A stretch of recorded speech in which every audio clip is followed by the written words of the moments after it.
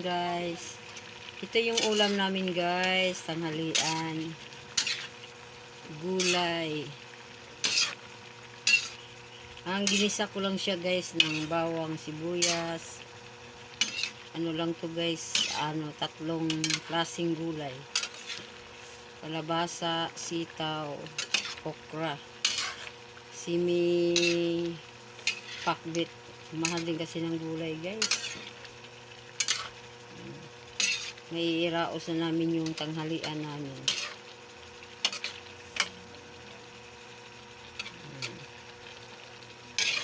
Kaya maya ready to eat na to guys. Yan. Takpan konti.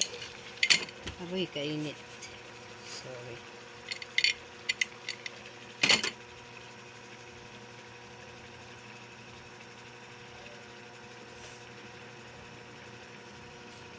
Yan. Ready to eat na guys.